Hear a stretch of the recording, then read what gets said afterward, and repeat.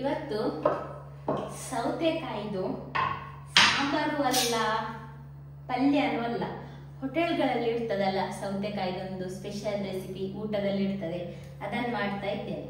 ಅದಕ್ಕೆ ನಮಗೆ ಸೌತೆಕಾಯಿಯನ್ನು ಮಾಮೂಲಿಯಾಗಿ ಅಲ್ಲ, ಸ್ವಲ್ಪ ಸಣ್ಣ ಸಣ್ಣದಾಗಿ ಕಟ್ ಮಾಡಬೇಕು.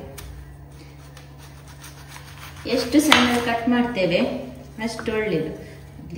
ಕಹಿ ಉಂಟ ನೋಡುವ, ಇದೆ ಕಹಿ ಇದೆ, ಸರಿ ತೆಗಿಬೇಕಾಗ್ತದೆ. ಈ ರೀತಿ ಕಹಿ ಇದ್ರೆ ಇದರ ತಿರುಳನ್ನು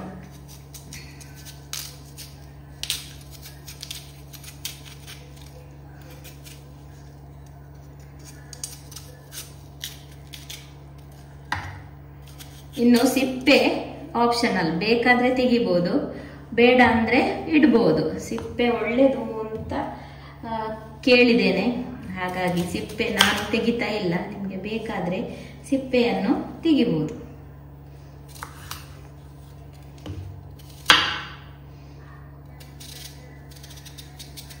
ಹೀಗೆ ಸಣ್ಣ ಸಣ್ಣದಾಗಿ ಕಟ್ ಮಾಡಬೇಕು ನೋಡಿ, ಹೀಗೆ.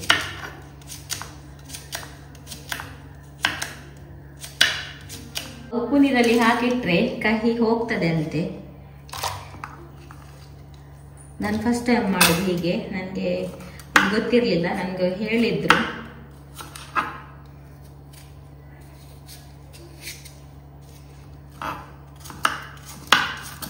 ಹೀಗೆ ಕಟ್ ಮಾಡಿದ್ರೆ ಆಯ್ತು ನೋಡಿ. ಈಗ ಉಪ್ಪು ನೀರಿಂದ ತೆಗ್ದಾಯ್ತು, ತೊಳೆದಾಯ್ತು. ಈಗ ಇದಕ್ಕೆ ಸ್ವಲ್ಪ ನಂದು ಅರ್ಧ ಕಪ್ ಅಷ್ಟು ಸಾಕು, ಸ್ವಲ್ಪನೇ ನೀರು ಹಾಕಿ, ತುಂಬಾ ನೀರು ಇಡ್ಲಿಕ್ಕಿಲ್ಲ, ಹಾಗೇನೆ ಉಪ್ಪು ಸೇರಿಸಿ ಬೇಯ್ಲಿಕ್ಕೆ ಇಡುವ. ಬೇಯ್ಲಿ ಇದು. ಈಗ ಮಸಾಲೆ ರೆಡಿ ಮಾಡುವ. ಮಸಾಲೆಗೆ ಇಲ್ಲೊಂದು 1 ಸ್ಪೂನ್ ಅಷ್ಟು ಎಣ್ಣೆ, 4 ಕರಿಬೇವು ಎಲೆ, ಇಲ್ಲೊಂದು 8 ಮೆಣಸು, ಸ್ವಲ್ಪ ಖಾರವಾಗಿ ಮಾಡಲಿಕ್ಕೆ. ಹಾಗೇನೆ ಇದಕ್ಕೆ ಒಂದು 2 ಎಸಳು ಬೆಳ್ಳುಳ್ಳಿ, ಸಿಡಿಬಾರ್ದು ಅಂತ ಸ್ವಲ್ಪ ಗುದ್ದಿದ್ದೇನೆ. ಬೆಳ್ಳುಳ್ಳಿ ಬೇಡದವರು ಸ್ಕಿಪ್ ಮಾಡ್ಬೋದು. ಈ ರೀತಿ ಎಣ್ಣೆಯಲ್ಲಿ ಉಬ್ಬಿದೆಲ್ಲ ಸಾಕು, ಜಾಸ್ತಿ ಫ್ರೈ ಆಗೋದು ಬೇಡ. ಅದನ್ನು ತೆಗೆಯುವ. ಅದೇ ಎಣ್ಣೆ ಸ್ವಲ್ಪ ಅದರಲ್ಲಿ ಇದ್ದದ್ದು, ಇಲ್ಲದಿದ್ರೆ ಹಾಕೊಳ್ಳಿ. 1 ಸ್ಪೂನ್ ಅಷ್ಟು ಅಕ್ಕಿ ಈ ರೀತಿ ಸ್ವಲ್ಪ ಫ್ರೈ ಆದ್ಮೇಲೆ ಒಂದು ಸಣ್ಣ ಸ್ಪೂನ್ ಅಲ್ಲಿ 2 ಸ್ಪೂನ್ ಅಷ್ಟು ಕೊತ್ತಂಬರಿ, ಅರ್ಧ ಸ್ಪೂನ್ ಅಷ್ಟು ಜೀರಿಗೆ ಹಾಕಿ ಗ್ಯಾಸ್ ಅನ್ನು ಆಫ್ ಮಾಡುವ. ಸ್ವಲ್ಪ ಬಿಸಿ ಆದ್ರೆ ಸಾಕಾಗುತ್ತೆ, ಅದು ಫ್ರೈ ಆಗೋದು ಜಾಸ್ತಿ ಬೇಡ. ಇದೊಂದು ಮಿಕ್ಸಿ ಜಾರಿಗೆ ಫ್ರೈ ಮಾಡಿಟ್ಟ ಅಂತ ಮೆಣಸು, ಹಾಗೇನೆ ಕೊತ್ತಂಬರಿ, ಜೀರಿಗೆ, ಅಕ್ಕಿ, ಮಸಾಲೆ ಫ್ರೈ ಮಾಡಿದ ಇಷ್ಟು ಹುಳಿ, ಸ್ವಲ್ಪನೇ ಹುಳಿ ಹಾಕದಿದ್ರು ನಡೀತದೆ. ಹಾಗೇನೆ ಸ್ವಲ್ಪ ಒಂದು 1/4 ಸ್ಪೂನ್ ಅಷ್ಟು ಅರಶಿನ, ನಂತರ ಒಂದು 4 ಸ್ಪೂನ್ ಅಷ್ಟು ತೆಂಗಿನ ತುರಿ. ಜಾಸ್ತಿ ತೆಂಗಿನಕಾಯಿ ಹಾಕ್ಲಿಕ್ಕಿಲ್ಲ. ಸ್ವಲ್ಪ ನೀರು ಸೇರಿಸಿದನ್ನು ಗ್ರೈಂಡ್ ಮಾಡಿ. ಇಲ್ಲಿ ಸೌತೆಕಾಯಿ ಬೇಯ್ತಾ ಬಂದಿದೆ, ಸ್ವಲ್ಪ ಬೆಂದಿದೆ. ಫಸ್ಟಿಗೆ ಬೇಯಲಿಕ್ಕೆ ಇಡುವಾಗ್ಲೂ ಒಂದು ತೊಟ್ಟು ಬೆಲ್ಲ ಹಾಕಿಟ್ಟು ಒಳ್ಳೇದು. ನಾನು ಆಗ ಹಾಕ್ಲಿಲ್ಲ, ಹಾಗಾಗಿ ಈಗ ಹಾಕ್ತಾ ಇದ್ದೇನೆ. ಬೆಲ್ಲ ಹಾಕಿ ಇದು ಬೆಲ್ಲ ಉಪ್ಪು ಮತ್ತು ಬೆಲ್ಲವನ್ನು ಎಳ್ಕೊಂಡೆ ಬೇಯಬೇಕು. ಈಗ ಇದು ಕಂಪ್ಲೀಟ್ ಬೇಯಲಿಲ್ಲ, ಹಾಗೇನೆ ಇನ್ನು ಸ್ವಲ್ಪ ಹೊತ್ತು ಈ ರೀತಿ ಬೆಲ್ಲದ ಸಿಹಿ ಎಳ್ಕೊಳ್ಳಿಕ್ಕೆ ಹೀಗೆ 2 ನಿಮಿಷ ಬಿಡ್ತೇನೆ. ಕಂಪ್ಲೀಟ್ ಬೇಯ್ತದೆ, ಬೆಲ್ಲವನ್ನು ಕೂಡ ಎಳ್ಕೊಳ್ತದೆ ನೋಡಿ. ಬೆಲ್ಲವನ್ನೆಲ್ಲ ಎಳ್ಕೊಂಡು ಸೌತೆಕಾಯಿ ಹೇಗೆ ಬಣ್ಣ ಬಂದಿದೆ ಅಂತ. ಈಗ ಗ್ರೈಂಡ್ ಮಾಡಿಟ್ಟ ಮಸಾಲೆ,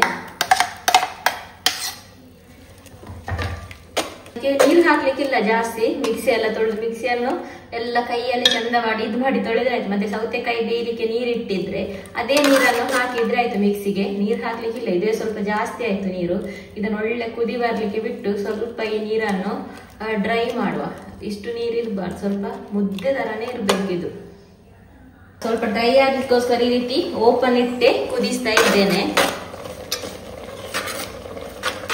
ಹೀಗೆ ಸೌತೆ ಜಾಸ್ತಿ ಹಾಕ್ಬೇಕು, ಮತ್ತೆ ಮಸಾಲ ಕಡಿಮೆ ಆಗ್ಬೇಕು. ಸೌತೆನೆ ಜಾಸ್ತಿ ಸಿಗ್ಬೇಕು, ಗಸಿ ಜಾಸ್ತಿ ಇರಬಾರ್ದು. ಸಾಕಿಷ್ಟು ಡ್ರೈ ಆದದ್ದು. ಇಲ್ಲಿ ಸಾಸಿವೆ ಮತ್ತು ಕರಿಬೇವಿನ ಒಗ್ಗರಣೆ. ಸ್ವಲ್ಪ ಎಣ್ಣೆ ಜಾಸ್ತಿ, ಸ್ವಲ್ಪ ಸಾಸಿವೆ ಜಾಸ್ತಿ, ಹಾಗೆ ಸ್ವಲ್ಪ ಕರಿಬೇವು ಕೂಡ ಜಾಸ್ತಿ ಹಾಕೊಂಡು ಒಗ್ಗರಣೆ ಕೊಟ್ರೆ ಸೂಪರ್ ಆದ. ಹೋಟೆಲ್ಗಳಲ್ಲಿ ನೋಡಿ ಊಟದ ಸೈಡ್ ಅಲ್ಲಿ ಹಾಕಿರ್ತಾರೆ, ಆ ರೀತಿ ಗಸಿ ರೆಡಿ ಆಯ್ತು ನೋಡಿ. ಬರೇ ಸೌತೆಕಾಯಿ ಬರೇ ಏನಾದ್ರೂ ಸೀಮೆ ಬದನೆ ಆ ರೀತಿ ಎಲ್ಲ ಗಸಿ ಮಾಡ್ತಾರೆ ನೋಡಿ, ತುಂಬಾ ಟೇಸ್ಟ್ ಇರ್ತದೆ. ಅದೇ ರೀತಿ ಗಸಿ ರೆಡಿ ಆಯ್ತು. ಈ ರೀತಿ ನೋಡಿ, ಸಾಸಿವೆ ಕರಿಬೇವೆಲ್ಲ ಜಾಸ್ತಿ ಈ ರೀತಿ ನೋಡ್ಲಿಕ್ಕೆ ಸಿಗ್ಬೇಕು ನೋಡಿ.